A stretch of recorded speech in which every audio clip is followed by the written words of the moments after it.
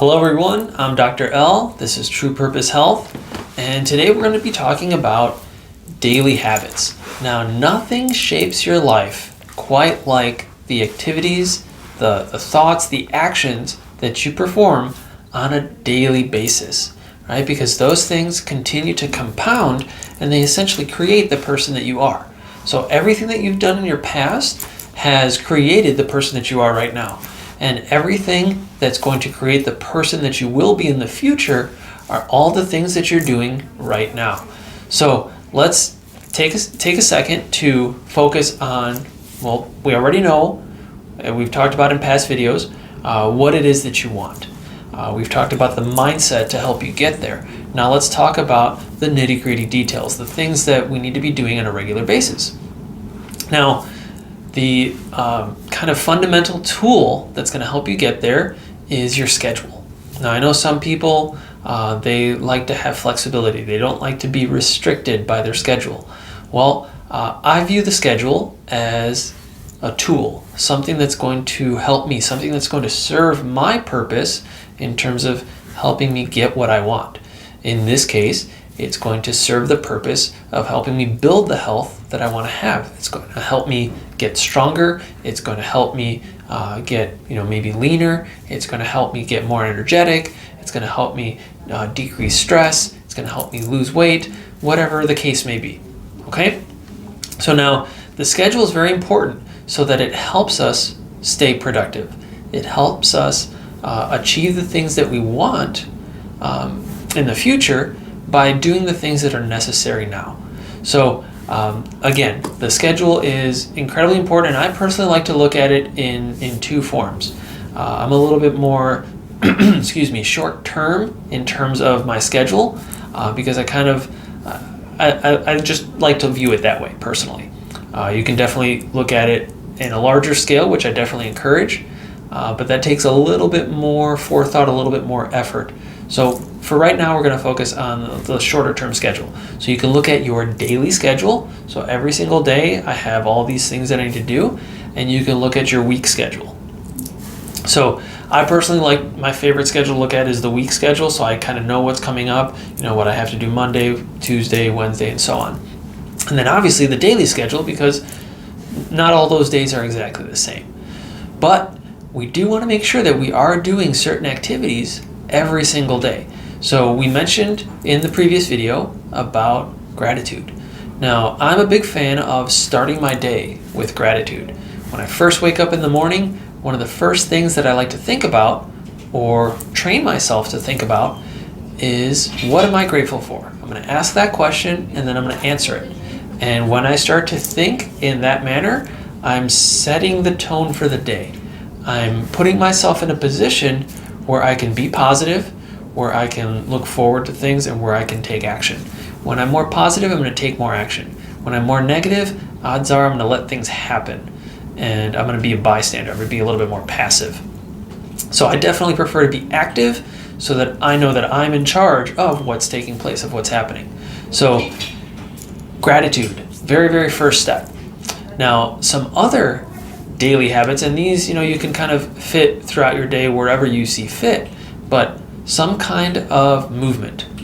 I love to call it movement because when I say exercise, people kind of get turned off. And they say, oh, you know what, I'm not a big fan of exercise, it's not comfortable, all those negative things.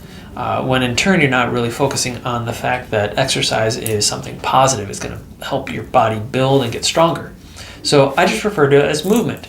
And movement consists of several things. It can be exercise, it can be stretching, it can be just literally getting up and moving around, right?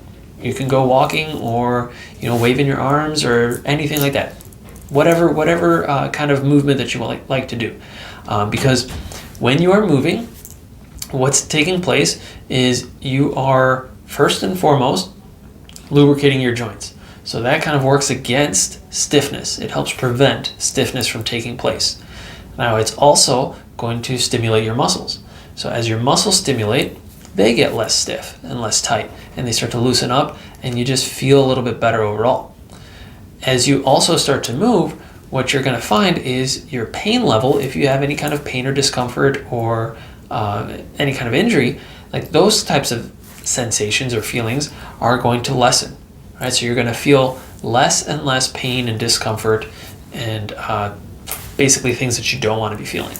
So movement is incredibly important. And here's a very important number to keep in mind. So 20 minutes. I know most people nowadays are working in front of their computer, right? And they can be sitting in front of their computer, typing, answering emails, working on whatever programs, that sort of stuff for hours at a time. And we can easily lose track of time. What I absolutely recommend is that you set a timer. Now, pretty much everyone at this point has a cell phone, and those cell phones do have timers. So what I recommend is you go into your timer in your cell phone, set it for 20 minutes, and hit start. Then do whatever you need to do as far as work goes. When you hear that timer go off, turn off the timer, take a 30-second to 1 minute break. And you can literally do anything. You can get up, you can go to the restroom, you can go get some water, you can stretch, whatever it is. But we need to do something different that you weren't doing before, right? So if you were sitting at your desk at your computer, get up. Physically get up, move around, stretch, loosen up your body. And then once that 30 seconds to 1 minute is over, sit back down, start the timer again, and go back to work. You're going to find a couple things take place when you follow this. Number one, you're going to feel a lot better. You're going to feel less stiff, less tight. You're going to have less aches and pains. Number two, you're actually going to find that you're going to be more productive with your work, because not only are you giving your body a break, you're also giving your mind a little bit of a break. And when we give our mind that break, it comes back and it's sharper. It's, in a sense, rested. And now some people are probably going to say, well, what if I'm in a meeting or if I'm doing calls or something along those lines? Well, again, we want to kind of use that Tony Robbins example. We want to search for answers. We want to search for possibilities.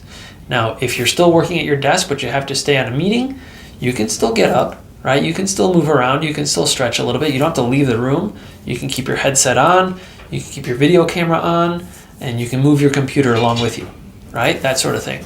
Or if you're in a physical meeting, you can absolutely, just stand up for a minute and, kind of stretch around a little bit. Nobody's really going to look at you all that weird. And, if that's an issue for you, well, unfortunately, that's just something that you're going to have to get over, right? Because the way that other people perceive you when you're trying to build your health is nowhere near as bad as what you think that they're thinking, okay? So we want to make sure that we focus on that bigger picture there, improving your health. Now, so we talked about movement. Fantastic. Another very important daily habit is hydration, right? We want to make sure that we're drinking plenty of water. Most people don't get enough water. Now, how much is enough water? Well, that's a good question, and depending on the source that you look for, you're going to get, a wide array of answers. Some are going to say, like half your body weight in ounces or something like that. Or, you look at another source, you're going to get something totally different. So what I recommend is that we drink about 2 to 2.5 quarts per day, right? If you're a bigger person, then you can lean a little closer to that higher side. We do have a hard ceiling at 3 quarts. I don't recommend that you drink more than 3 quarts per day, because then that's going to start to work against you, and that's definitely too much. So the sweet spot is that 2 to 2.5 quarts of water per day. And obviously, try to get it as clean as you can. If you have filtered water, that's ideal. If your next best option is bottled water, try to look for some brands that are a little on the cleaner end. So, but the important aspect is to stay hydrated. We want to make sure that we're getting enough water, because again, most people don't get enough. Now, next in line with water is food. With food, we want to make sure that we're eating as healthy as possible. Now, I'm not saying that you can't have unhealthy food ever. You can't have donuts, you can't have chocolate and cookies or things like that. I'm not saying that. What I am saying is that more often than not, you want to be eating healthier foods. So the question that I ask myself is this more alive or is this more dead? That's what is going to kind of help you decide as to what's a healthier food. Foods that are more alive are going to tend to be more on the healthy side. Foods that are more dead are going to tend to be more on the unhealthy side. But we can all answer the question, is this food healthy or is it unhealthy? If you look at a cupcake, you can absolutely answer that question. If you look at broccoli, you can absolutely answer that question. Right? So the more natural the food, the more whole the food, the fewer ingredients in the food, the better off you're going to be. Now, obviously there's exceptions, but as a general rule of thumb, that's what we want to focus on. And as far as our food, we also want to make sure that we are getting enough protein. All too many people don't get enough protein. And we essentially want to get about 25% of our food to be protein. So 1/4 of our plate, if you look at your plate, 1/4 of that plate should be protein. So essentially 1 out of every 4 bites, however you want to look at it. But you want to make sure that you're getting protein from one source or another. There's countless sources, and there's animal proteins, there's seeds and nuts, there's other sources as well, right? As long as you're getting some form of protein, we want to make sure that we're getting enough. So like I said, 25% of what you eat should ideally be protein. So we also want to focus on vegetables, right? Vegetables are incredibly important because they're a huge source of vitamins and minerals. So the more green that you have in your food, ideally the better. Quite frankly, the more colorful, but you can never go wrong with green veggies. So we definitely want to add that in as well. Now, let's go on to the next one. So we talked about gratitude, we talked about movement, we talked about hydration, we talked about food. So what's next? Well, another aspect that I recommend is something that you enjoy. Now, obviously, we don't want to do something that's going to work against our health. Okay, so something that you enjoy, that brings pleasure, that puts you in a positive state, that you're just going to kind of help you recharge in a sense. Because let's say you've been working all day and you're tired, and maybe you're stressed out, and maybe something was going on where there was a lot of fires that you had to put out. Well, now is the time where we definitely want to make sure that you are refueled. So you do something that you enjoy, and it can be anything. It can be, playing with your kids. It can be, watching a TV show or a movie that you've been looking forward to. It can be maybe yoga. It can be maybe your workout. Whatever it is, maybe having a good conversation with a friend or whatever. Make sure that you kind of indulge in that sense. You allow yourself permission to do something for your pleasure, something that you enjoy. Maybe it's listening to music, maybe it's taking a bubble bath, whatever it may be. But the purpose of this activity is that it allows you to go from a sympathetic state into a parasympathetic state. Now, the sympathetic state is the fight or flight, and the parasympathetic is the rest and digest. We want to spend as much time in the rest and digest side as possible, because that's where our body does the majority of its healing. That's where it does the majority of its growing. And when we're in that state, we're much calmer, we're much happier, we're much more relaxed. So the more that you can do that, the better. And so that's why I recommend this last part as you time, right? Something that you enjoy, something that's pleasurable to you, something that kind of refuels and feeds your soul, that sort of thing. So obviously, whatever that is, just make sure that it does not work against your health. It doesn't cost all the progress that we've made throughout our other habits.